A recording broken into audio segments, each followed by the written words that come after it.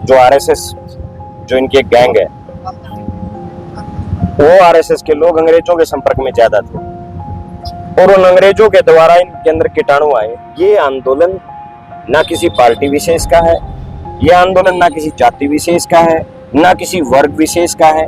ये आंदोलन केवल छात्र आंदोलन है। जो सीएसओ हैं, जो इस लाठी चार्ज में अपनी हैवानियत का परिचय दे चुके हैं, उन्होंने, प्रोफेसर साहब ने जो आवाज उठाई, अशोक कुमार जी ने, वो यही आवाज उठाई थी कि ये एससी की सीट है, लेकिन इसके ऊपर बिश्नोई को बिठा दिया गया। सबसे बड़ी बात, जब उन्होंने इस लड़ाई, इस मुहिम को शुरू किया तो उनकी 9 महीने की सैलरी यूनिवर्सिटी प्रशासन ने रोक दी, उनका ट्रांसफर कर दिया। जनमंच पर एक बार फिर से आपका स्वागत है।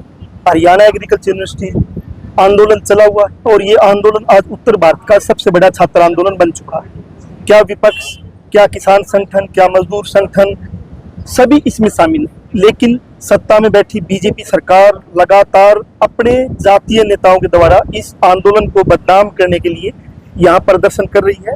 जातीय नेताओं को उतार दिया गया है इस आंदोलन को बदनाम करने के लिए कि ये एक विशेष जाति का आंदोलन है, जबकि सेकुलरशिप की मांग सभी को प्रभावित करती है, सभी जातियों को प्रभावित करती है, सभी धर्मों को प्रभावित करती है। और यहाँ जो बैठे हैं सभी जातियों के लोग बैठे। सर, आप लगातार इस आंदोलन में आ रही हैं। बीजेपी सरकार जिस तरीके से काम करती है, किसी भी आंदोलन को, किसान आंदोलन हुआ, खालिस्तानी बोल दिया, उनको माओवादी बोल दिया, अभी छात्र बैठे हैं, इनको भी जातीय रंग में रंगने के लिए लगातार प्रदर्शन जारी है बीजेपी की तरफ से। इन बीजेपी वालों को एक, जो आरएसएस, जो इनकी एक गैंग है,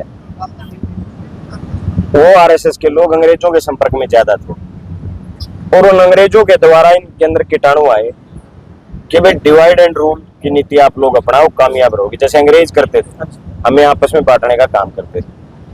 हमें आपस में बांटने के लिए ये इस तरीके के गलत और गंदी मानसिकता को अपनाने का काम करते हैं। आज मैं, आपने जब सवाल ही ऐसा पूछ लिया तो मैं ऐसा ही आपको उदाहरण दे देता हूँ। आज है ना, हमारे बहुत सारी बहनें और भाई है ना, भूख हड़ताल पे बैठे हैं। ये हमारा ओबीसी का भाई है, ये भी हमारा ओबीसी का भाई है, और 5 लड़कियों में अलग अलग कास्ट की लड़कियां बैठी हैं। तो फिर मुझे ये बताइए, ये आंदोलन एक कास्ट का कैसे हो गया? जो लोग आप ही कह रहे हैं, यही सच्चाई थी। आंदोलन को खालिस्तानी नाम दिया गया, किसान आंदोलन। हरियाणा में उसे एक जाट आंदोलन का नाम दे दिया गया। तो अगर वो आंदोलन सही था तो प्रधानमंत्री ने माफी मांगनी पड़ी पूरे देश के सामने। अगर वो गलत था तो फिर प्रधानमंत्री ने माफी क्यों नहीं मांगी? क्यों मांगी? वहां भी झुकना पड़ा और यहाँ भी झुकना पड़ेगा। ये आंदोलन ना किसी पार्टी विशेष का है, ये आंदोलन ना किसी जाति विशेष का है, ना किसी वर्ग विशेष का है। ये आंदोलन केवल छात्र आंदोलन है और छात्रों का आंदोलन। जहां बात समर्थन की बात आती है तो सरकार में भी बहुत सारे अच्छे लोग होते हैं जो उनके खिलाफ चले हुए आंदोलन को समर्थन देने का काम करते हैं। विपक्ष का तो धर्म ही बनता है कि जब सरकार के खिलाफ कोई आवाज उठाई जाए और वो आवाज ईमानदारी से उठाई जाए, सच्ची आवाज हो, तो विपक्ष का धर्म बनता है कि उस आवाज में अपनी आवाज को मिलाए और उस आवाज को सरकार के कानों तक पहुंचाने का काम करे। यही हमारा मकसद है। आज विपक्ष पूरी तरह से एकजुट है। कांग्रेस मुख्य विपक्षी दल है और कांग्रेस ये चाहती है कि इन छात्रों की आवाज सुनी जाए, इस वीसी का इस्तीफा लिया जाए। छात्रवृत्ति की जो मांग है, छात्रों की जो एक ये है कि भी 75% नंबर लाने के बाद 100% छात्रों को छात्रवृत्ति मिलती है, आज तक मिलती आई है। इस यूनिवर्सिटी के इतिहास को 50 साल हो गए, उस 50 साल तक जब तक मिलती आई है, आज तक मिलती है, तो आज क्या दिक्कत है? लेकिन वीसी ने एक ऐसा कानून बना दिया कि केवल 25% बच्चों को छात्रवृत्ति मिलेगी। आज वही इस यूनिवर्सिटी में 36 बिरादरी के और हर देश विदेशों के स्टूडेंट हैं यहाँ ना कि केवल हरियाणा के। यहाँ तो पूरे प्रदेश के हैं, पूरे देश से हैं, विदेशों से छात्र यहाँ पढ़ते हैं।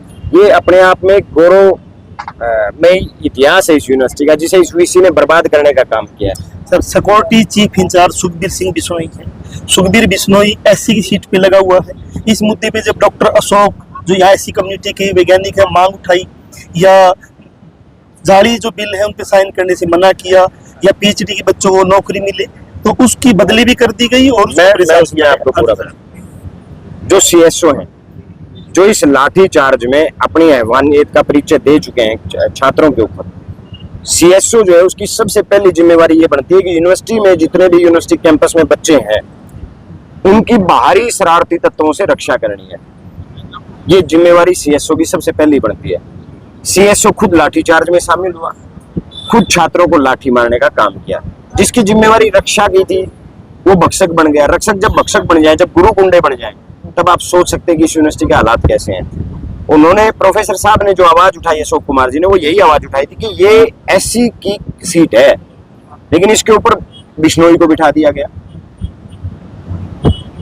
और सबसे बड़ी बात, जब उन्होंने इस लड़ाई, इस मुहिम को शुरू किया तो उनकी 9 महीने की सैलरी यूनिवर्सिटी प्रशासन ने रोक दी, उनका ट्रांसफर कर दिया गया। इसी 4 नंबर गेट पे अकेला उसने सत्याग्रह किया है।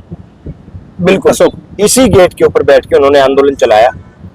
और जो एक प्रोफेसर जिसे इस तरीके से घसीटा गया, जिसकी 9 महीने की सैलरी नहीं दी गई, जिनका अनावश्यक ट्रांसफर किए गए, जब वो आवाज उठा रहे थे तो वो किस जाति से थे, बीजेपी को पूछना चाहिए।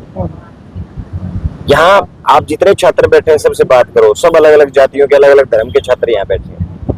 लेकिन जब एक मुहिम बहुत बड़ी हो जाती है और बीजेपी सारे प्रयास कर ले, डिवाइड एंड रूल कर ले, सब चीजें कर ले, प्रशासनिक दबाव बना दे, कुछ भी करके, कभी कोई एसपी धमकाने आ जाए, कभी कोई डीसी धमकाने आ जाए, कोई बाहर से छात्रों में पेपरों का डर दिखा दिया जाए, उसके बावजूद भी कोई आंदोलन ना टूटे, तो फिर बीजेपी इसको जात पात और धर्म का रंग देने का काम करती है।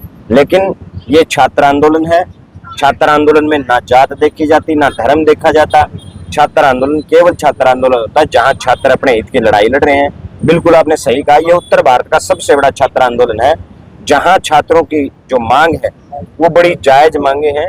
और उसमें सरकार को, मैं आपके माध्यम से कहना चाहता हूं, सरकार को संज्ञान लेना चाहिए। मुख्यमंत्री अगर वो अपने आप को जनता का हितैषी कहते हैं, या तो सरकार ने इस वीसी से पैसे लिए।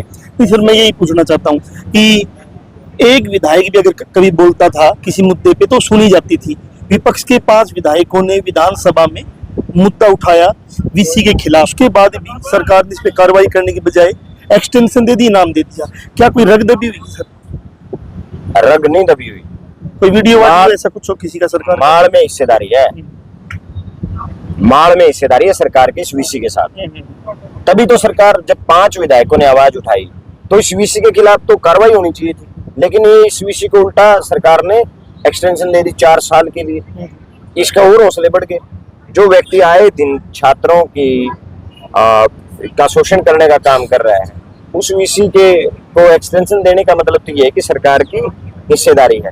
मैं मुख्यमंत्री जी से कहना चाहता हूँ, अगर मुख्यमंत्री जी सही मायने में जनता के हितैषी हैं तो आज ही इस मामले में संज्ञान लेके इस वीसी को इस्तीफा लेके इसको घर भेजने का काम करें। और जितनी कारगुजारियां इस वीसी ने इस यूनिवर्सिटी में की हैं उन सबको ठीक करके इन सभी छात्रों की मांगों को मानने और इन छात्रों को सकुशल यहाँ धरने से उठा करके इन छात्रों को क्लासों में भेजने का काम।